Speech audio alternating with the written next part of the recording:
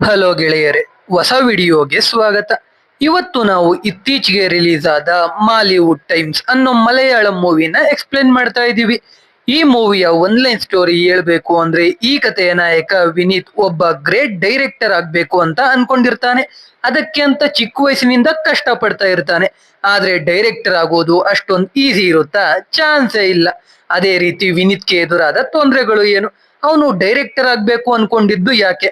ಕಡೆಗೆ ವಿನೀತ್ ಡೈರೆಕ್ಟರ್ ಆಗ್ತಾನ ಇಲ್ವಾ ಅಂತ ನಾವು ಮೂವಿ ನೋಡ್ತಾ ತಿಳ್ಕೊಳ್ಳೋಣ. ಬನ್ನಿ ವಿಡಿಯೋ ಶುರು ಮಾಡೋಣ. ಮೂವಿ ಶುರುವಾಗೋದು 1996ರಲ್ಲಿ. ವಿನೀತ್ ಮಾಧವನ್ ಅನ್ನೋ ಹುಡುಗ ಒಬ್ಬ ದೊಡ್ಡ ರೈಟರ್ ಆಗಿದ್ದ ವೈಕಮ್ ಡೇವಿಡ್ ಬಗ್ಗೆ ಹೇಳ್ತಾನೆ. ಹಾಗೆ ನಮಗೆ ಈ ವೈಕಮ್ ಡೇವಿಡ್ ಮಗ ಸಚಿನ್ ವೈಕಮ್ ಡೇವಿಡ್ ನ ತೋರಿಸ್ತಾರೆ. ಅವನು ಸ್ಕೂಲಲ್ಲಿ ಇರ್ತಾನೆ. ಅವನ್ ತಂದೆ ಬರೆದಿದ್ದ ಒಂದು ಬುಕ್ ನ ಮೊದಲನೇ ಕಾಪಿನ ಅವನು ಪ್ರೀತಿ ಮಾಡ್ತಿದ್ದ ನೀತು ಅನ್ನೋ ಹುಡುಗಿಗೆ ಕೊಡ್ತಾನೆ. ಅದ್ನ ಟೀಚರ್ ನೋಡ್ತಾರೆ. ಅದಕ್ಕೆ ಸಚಿನ್ ನ ಎಬ್ರಿಸಿ ಕ್ವಶನ್ಸ್ ಕೇಳ್ತಾ ಇರ್ತಾರೆ. ಆದ್ರೆ ಸಚಿನ್ ಇಂಟೆಲಿಜೆಂಟ್ ಇರ್ತಾನೆ. ಅದಕ್ಕೆ ಎಲ್ಲಾ ಕ್ವಶನ್ಗೂ ಆನ್ಸರ್ ಹೇಳ್ತಾನೆ. ಆಮೇಲೆ ಸಚಿನ್ ನ ಒಬ್ರು ಟೀಚರ್ ಕರೆದು ಸ್ಕೂಲ್ ಮ್ಯಾಗಝಿನ್ ಅಲ್ಲಿ ಹಾಕೋಕೆ ಒಂದ್ ಕತೆ ಬರ್ಕೊಂಡ್ ಬರೋಕೆ ಹೇಳ್ತಾರೆ. ಸಚಿನ್ ಓಕೆ ಅಂತ ಹೇಳಿ ಮನೆಗೆ ಹೋಗ್ತಾನೆ. ಅವನ್ ಮನೆಗೆ ಮಂಜಾಡಿ ಅನ್ನೋ ಬುಕ್ ಪಬ್ಲಿಕೇಶನ್ ಅವರು ಬರ್ತಾರೆ. ಅವರಿಗೆ ವೈಕಮ್ ಡೇವಿಡ್ ಬರ್ದಿದ್ದ ಒಂದು ಬುಕ್ ನ ಪ್ರಿಂಟ್ ಮಾಡಿಸಿ ಪಬ್ಲಿಷ್ ಮಾಡೋಕೆ ಕೊಟ್ಟು ಕಳಿಸ್ತಾರೆ. ಸಚಿನ್ ಒಂದು ಹಾರರ್ ಕತೆ ಬರೀತಾನೆ. ಅದನ್ನ ತಗೊಂಡೋಗಿ ಟೀಚರ್ಗೆ ಕೊಡ್ತಾನೆ. ಜೊತೆಗೆ ಅವನ್ ತಂದೆ ಪಬ್ಲಿಷ್ ಮಾಡೋಕೆ ಕೊಟ್ಟಿದ್ದ ಡೆವಿಲ್ಸ್ ಐಲ್ಯಾಂಡ್ ಅನ್ನೋ ಬುಕ್ ನ ಮೊದಲನೇ ಕಾಪಿನ ನೀತುಗೆ ತಗೊಂಡೋಗಿ ಕೊಡ್ತಾನೆ. ಆದ್ರೆ ಬುಕ್ ಅಲ್ಲಿ ಏನೋ ತಪ್ಪಾಗಿದೆ ಅಂತ ಪ್ರಿಂಟ್ ಆಗಿದ್ದ 10 ಬುಕ್ ಅಲ್ಲಿ 9 ಬುಕ್ ನ ವೇಣು ವಾಪಸ್ ತಂದು ಕೊಡ್ತಾನೆ. ಆದ್ರೆ ಇನ್ನೊಂದ್ ಬುಕ್ ಯಾರ ಹತ್ರ ಇದೆ ಅಂತ ಗೊತ್ತಾಗೋದೇ ಇಲ್ಲ. ಇನ್ನೊಂದ್ ಕಡೆ ಸಚಿನ್ ಬರ್ದಿದ್ದ ಕತೆ ಮ್ಯಾಗಝಿನ್ ಅಲ್ಲಿ ಪಬ್ಲಿಷ್ ಆಗಲ್ಲ. ಅದ್ನ ಅವ್ರ ಟೀಚರ್ ಹತ್ರ ಕೇಳಿದಾಗ ಆ ಕತೆ ಚೆನ್ನಾಗಿರ್ಲಿಲ್ಲ ಅಂತಾರೆ.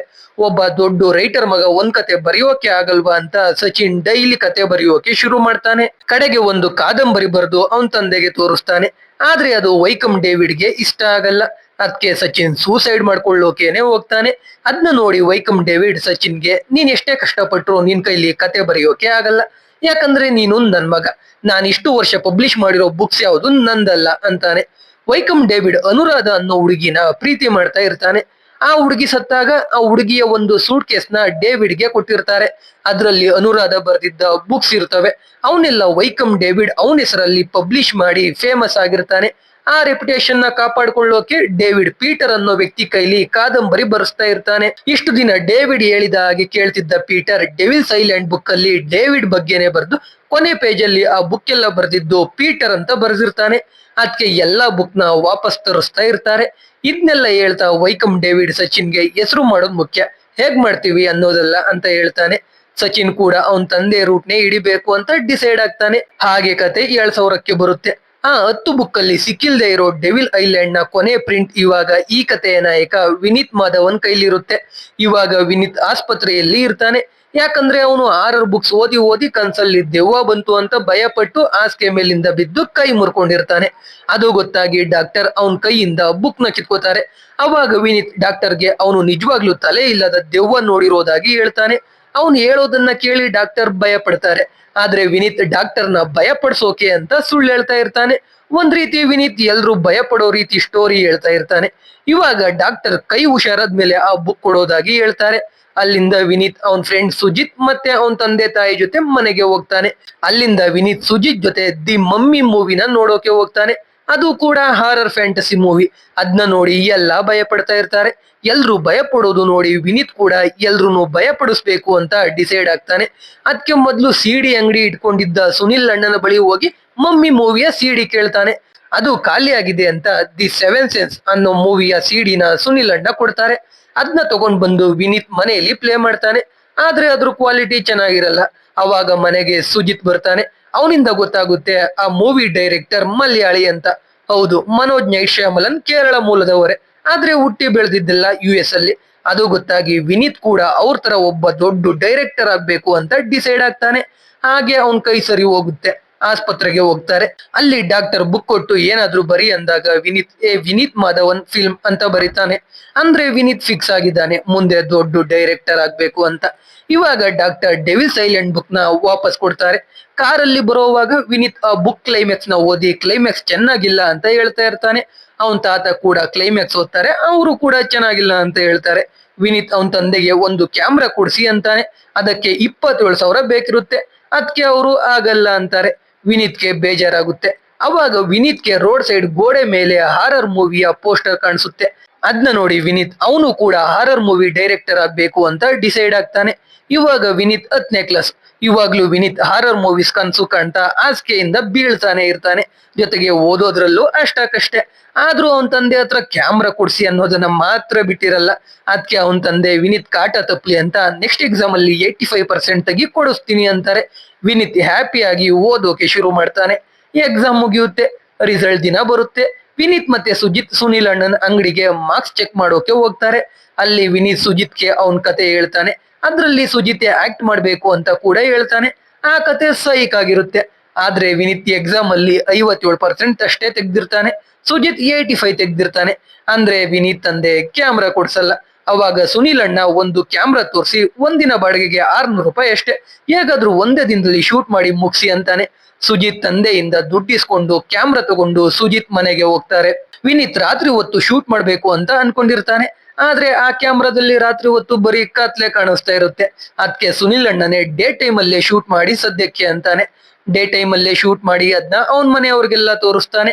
ಅದು ಎಲ್ರಿಗೂ ಇಷ್ಟ ಆಗುತ್ತೆ. ಆದ್ರೆ ಯಾರು ಭಯ ಪಡೋದೇ ಇಲ್ಲ. ಅದಕ್ಕೆ ವಿನೀತ್ ಏನೇ ಆದ್ರೂ ರಾತ್ರಿ ಹೊತ್ತೇ ಶೂಟ್ ಮಾಡ್ಬೇಕು ಅಂತ ಡಿಸೈಡ್ ಆಗ್ತಾನೆ. ಆದ್ರೆ ಆ ಕ್ಯಾಮ್ರಾಗೆ ಒಂದಿನಕ್ಕೆ 4,000 ಬಾಡಿಗೆ ಆಗುತ್ತೆ. ಅದಕ್ಕೆ 1 ವರ್ಷ ಟೈಮ್ ತಗೊಂಡು ದುಡ್ಡು ಕಲೆಕ್ಟ್ ಮಾಡ್ಕೊಂಡು 1 ವರ್ಷ ಆದ್ಮೇಲೆ ಶೂಟ್ ಮಾಡ್ತಾರೆ. ಅದನ್ನ ಮೊದ್ಲು ಸುನಿಲ್ ಅಣ್ಣನಿಗೆ ತೋರಿಸಿ ಅವ್ನ್ ರಿಯಾಕ್ಷನ್ ನ ರೆಕಾರ್ಡ್ ಮಾಡ್ತಾ ಇರ್ತಾರೆ. ಆದ್ರೆ ಸುನಿಲ್ ಅಣ್ಣ ಭಯ ಪಡೋದೇ ಇಲ್ಲ. ಇಲ್ಲಿ ವಿನೀತ್ಗೆ ಒಂದ್ ವಿಷಯ ಅರ್ಥ ಆಗುತ್ತೆ. ಜನಗಳ ದೃಷ್ಟಿ ಬೇರೆ ಕಡೆ ಇದ್ದಾಗ ಅವ್ರು ಅನ್ಕೊಳ್ದೆ ಇರೋದಾದ್ರೆ ಭಯ ಆಗುತ್ತೆ ಅಂತ. ಅದಕ್ಕೆ ಆ ಶಾರ್ಟ್ ಫಿಲಮ್ ನ ಎಡಿಟ್ ಮಾಡಿ ಮಾರನೇ ದಿನ ಮತ್ತೆ ಸುನಿಲ್ ಅಣ್ಣನಿಗೆ ತೋರಿಸ್ತಾನೆ. ಅವಾಗ ಅವರು ಭಯ ಪಡ್ತಾರೆ. ಇವಾಗ ಅದನ್ನ ಸ್ಕೂಲಲ್ಲಿರೋ ಎಲ್ರಿಗೂ ಹಂಚ್ಬೇಕು ಅಂತ ಡಿಸೈಡ್ ಆಗ್ತಾರೆ. ಮೊದ್ಲು ಆ ಶಾರ್ಟ್ ಫಿಲಮ್ ನ ವಿನೀತ್ ಅವನ್ ಮನೆಯವರಿಗೆ ತೋರಿಸ್ತಾನೆ. ಎಲ್ರು ಭಯ ಪಡ್ತಾರೆ.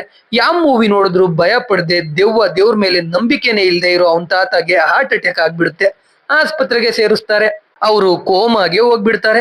ಇದ್ರಿಂದ ವಿನೀತ್ ಏನೆಲ್ಲ ಮಾಡ್ಬೋದು ಅಂತ ಅವನ್ ತಂದೆಗೆ ಗೊತ್ತಾಗಿ ಸಿಡಿ ಮಾಡ್ಸೋಕೆ ಅವನ್ ತಂದೆನೆ 1,000 ರೂಪಾಯಿ ದುಡ್ಡು ಕೊಟ್ಟು ಹೋಗಿ ಎಲ್ರು ಎದುರಿಸಿ ಸಾಯಿಸು ಅಂತ ಹೇಳ್ತಾರೆ. ವಿನೀತ್ ಖುಷಿಯಾಗಿ ಹೋಗ್ತಾನೆ. ಹೀಗೆ ಅವನು ಶಾರ್ಟ್ ಫಿಲಂ ಶೂಟಿಂಗ್ ಸ್ಟಾರ್ಟ್ ಮಾಡ್ತಾನೆ. ಅದ್ರಲ್ಲಿ ದೆವ್ವ ಆಗಿ ಆನಾ ಅನ್ನೋ ಒಂದ್ ಹುಡುಗಿ ಆಕ್ಟ್ ಮಾಡಿರ್ತಾಳೆ. ಅವಳು ವಿನೀತ್ ಹತ್ರ ಬಂದು ನನ್ಗೆ ತಮಿಳ್ ಮೂವಿಲಿ ಚಾನ್ಸ್ ಸಿಕ್ಕಿದೆ, ಇನ್ನೊಂದ್ 3 ವರ್ಷದಲ್ಲಿ ಟಾಪ್ ಸ್ಟಾರ್ ಆಗ್ತೀನಿ, ನನ್ನ ಮದುವೆ ಆಗು ಅಂತಾಳೆ. ಆದ್ರೆ ವಿನೀತ್ ಫೋಕಸ್ ಎಲ್ಲ ಮೂವೀಸ್ ಮೇಲೆ ಇರುತ್ತೆ. ಅದಕ್ಕೆ ಆಗಲ್ಲ ಅಂತಾನೆ. ಹಾಗೆ 3 ವರ್ಷ ಕಳೆಯುತ್ತೆ. ಆನಾ ಹೇಳಿದ ಹಾಗೆ ಸೂಪರ್ ಸ್ಟಾರ್ ಆಗ್ತಾಳೆ. ವಿನೀತ್ 3 ವರ್ಷ 3 ಶಾರ್ಟ್ ಫಿಲ್ಮ್ ಮಾಡ್ತಾನೆ. ಎಲ್ಲ ವೈರಲ್ ಆಗುತ್ತೆ. ಆಮೇಲೆ ವಿನೀತ್ ಸುಜಿತ್ ಇಬ್ರು ಒಂದು ಮಾನ್ಸ್ಟರ್ ಮೂವಿನ ನೋಡ್ತಾರೆ.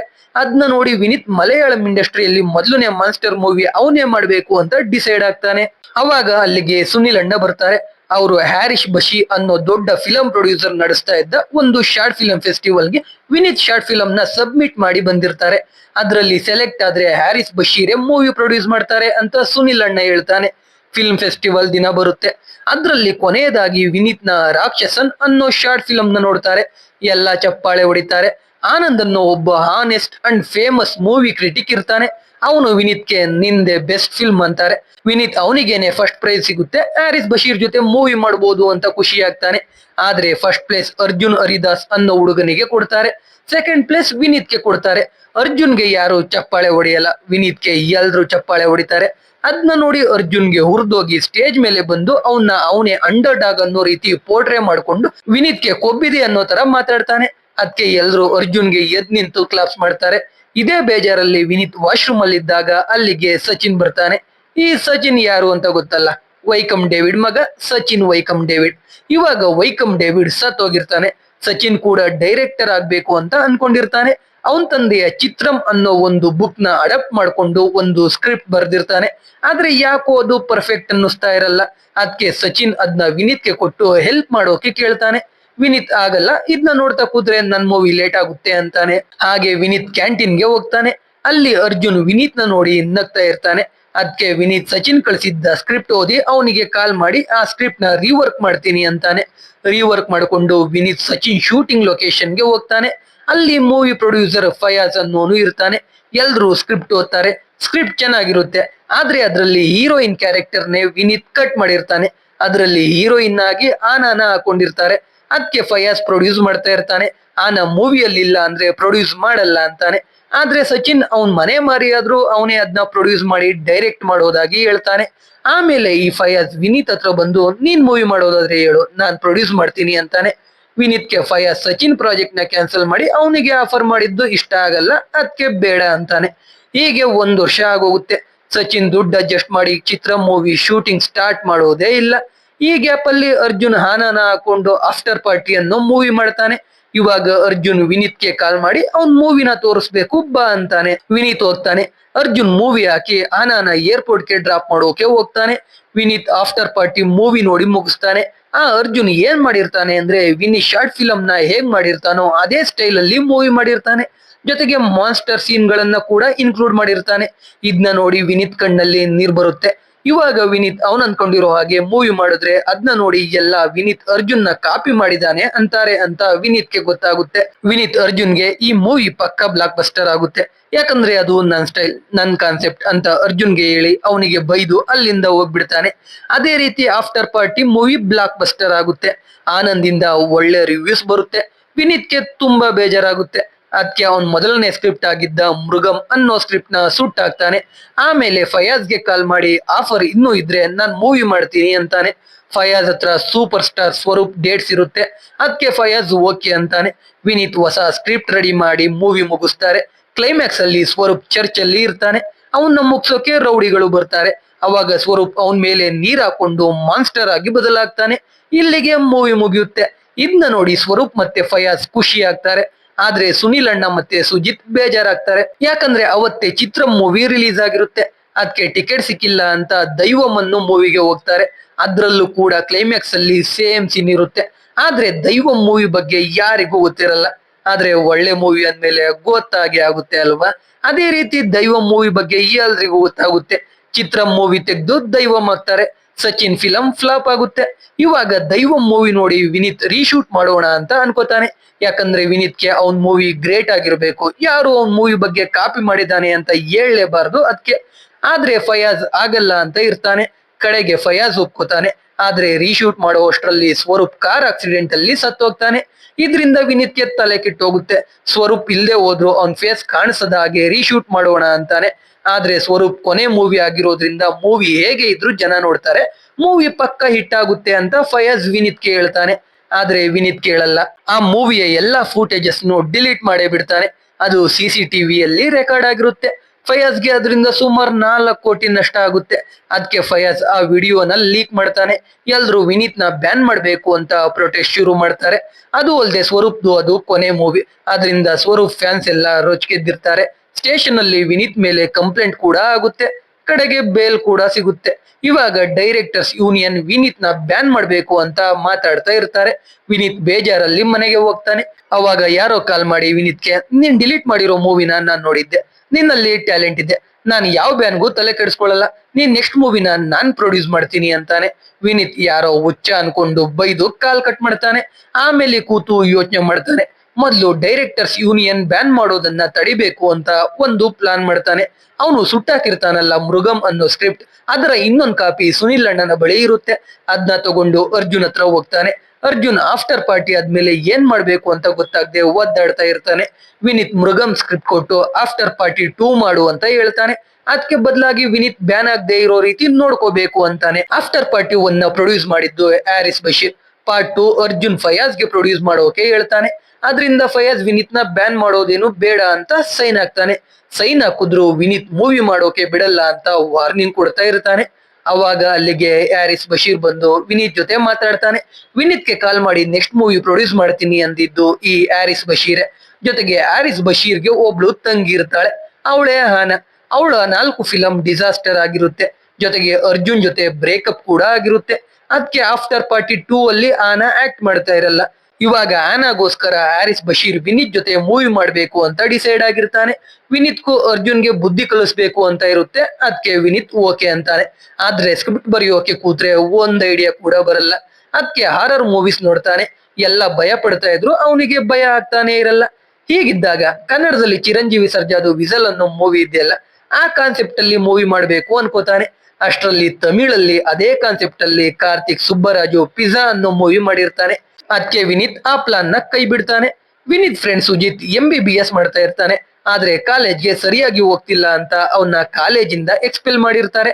ಅದಕ್ಕೆ ಸುಜಿತ್ ಕೂಡ ಯುದ್ಧಂ ಅನ್ನೋ ಒಂದು ಸ್ಕ್ರಿಪ್ಟ್ ನ ಬರ್ದಿರ್ತಾನೆ. ಅದನ್ನ ವಿನೀತ್ ಓದ್ತಾನೆ. ಅದು ಚೆನ್ನಾಗೇ ಇರುತ್ತೆ. ಪಾಲಿಟಿಕ್ಸ್, ಡ್ರಾಮಾ ಎಲ್ಲ ಇದ್ರು ಅದೊಂದು ಮೀಡಿಯೋಕೋರ್ ಸ್ಕ್ರಿಪ್ಟ್ ಅಷ್ಟೇ ಅಂತ ವಿನೀತ್ ಹೇಳ್ತಾನೆ. ಹೀಗಿದ್ದಾಗ ಅವನ್ ತಾತ ಕೋಮೆಯಿಂದ ಈಚೆ ಬಂದ್ರು ಅಂತ ಗೊತ್ತಾಗುತ್ತೆ. ಅದಕ್ಕೆ ವಿನೀತ್ ಮತ್ತೆ ಸುಜಿತ್ ಮನೆಗೆ ಹೋಗ್ತಾರೆ.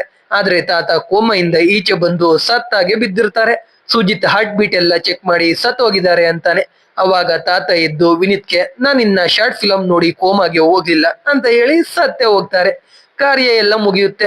ಇವಾಗ ವಿನೀತ್ ತಾತ ಮತ್ತೆ ಏನ್ ನೋಡಿ ಭಯಪಟ್ರು ಅಂತ ತಿಳ್ಕೊಳ್ಳೋಕೆ ಅವನು ರೆಕಾರ್ಡ್ ಮಾಡಿದ್ದ ರಿಯಾಕ್ಷನ್ ವಿಡಿಯೋನ ನೋಡ್ತಾನೆ. ಅದ್ರಲ್ಲಿ ತಾತ ಡೆವಿಲ್ಸ್ ಐಲ್ಯಾಂಡ್ ಬುಕ್ ಓದ್ತಾ ಕೋಮಾಗೆ ಹೋಗಿದ್ದು ಅಂತ ಗೊತ್ತಾಗಿ ಅವನು ಆ ಬುಕ್ ನ ಮತ್ತೆ ಓದ್ತಾನೆ. ಚಿಕ್ಕ ವಯಸ್ಸಲ್ಲಿ ಅದು ಅರ್ಥ ಆಗಿರಲ್ಲ, ಇವಾಗ ಅದು ಅರ್ಥ ಆಗುತ್ತೆ. ಅದ್ರಲ್ಲಿ ಇರೋ ನಿಜ ಎಷ್ಟು ಭಯಂಕರ ಆಗಿದೆ ಅಂತ ಇವಾಗ ವಿನೀತ್ಗೆ ಅರ್ಥ ಆಗುತ್ತೆ.